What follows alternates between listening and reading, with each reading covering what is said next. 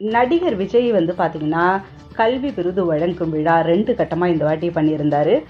June 28 மற்றும் ஜூலை 3 இந்த 2 தேதியில பண்ணியிருந்தாரு. அந்த நேரத்தில பார்த்தீங்கன்னா, கல்வி விருது வழங்கும் விழாவுல திருவண்ணாமலை மாவட்டத்தை சேர்ந்த தம்பதியின் 3 மாத பெண் குழந்தைக்கு தமிழரசி அப்படின்ட்டு பெயர் சூட்டியிருக்கிறாரு விஜய். நெறைய பேர் பாருங்களேன் இத பத்தி பேச ஆரம்பிச்சிருக்காங்க. தன்னோட பையனுக்கு ஜோசப் சஞ்சய்னும், பொண்ணுக்கு திவ்யா சாஷான்னும் இவர் பேர் வைக்கிறாரு.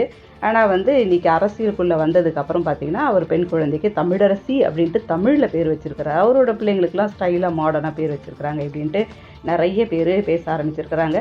ஒரு சிலர்லாம் பார்த்தீங்கன்னா, எல்லாம் ஒரே அரசியல் சாக்கடை தான்ப்பா, இவரும் அரசியலுக்குள்ள வந்துட்டார்ல அப்படிதான் இருக்குன்றாங்க. ஒருத்தர் பாருங்களேன், அவர் வந்து ஆமாம் ப்ரோ பாருங்க எப்படி பண்ணியிருக்கிறாருன்ட்டு, ஊருக்கு மட்டும்தான் இவருக்கு உபதேசம் வீட்டுக்கு இல்லை அப்படின்ட்டு ஒருத்தர் சொல்லியிருக்கிறாரு. ஸோ இந்த மாதிரி நிறைய பேர் அடுக்கடுக்காக வந்து கமெண்ட்ஸ் கொடுத்துட்டு வராங்க. சொன்ன மாதிரி பார்த்தீங்கன்னா, அவங்க வீட்டில் மட்டும் அவங்களோட பிள்ளைகளுக்கு ஸ்டைலிஷாக பேர் வைப்பாங்களா, ஆனால் வெளியிலேருந்து ஒரு குழந்தைய தூக்கிட்டு வந்தாங்கன்னா அவங்களுக்கு தமிழில் பேர் வைப்பாங்க அப்படின்றது அரசியலில் இருக்கிறவங்க காலங்காலமாக பண்ணிட்டு இருக்கிறாங்க. அதுதானே விஜயும் பண்ணிட்டு இருக்காரு. அவர் எந்த ஒன்று தப்பும் பண்ணலையே, அதனால அரசியலுக்கு இவர் சரிப்பட்டு வருவார் அப்படின்ற மாதிரியான யூகங்கள்லாம் இப்பயே வர ஆரம்பிக்குது. ஸோ இப்படி நிறைய விஷயங்களை நான் ஷேர் பண்ணிக்கிறேன். அதுக்கு நீங்கள் க்ரானிக்கல்ஸ் தமிழோட இணைந்திருங்கள்.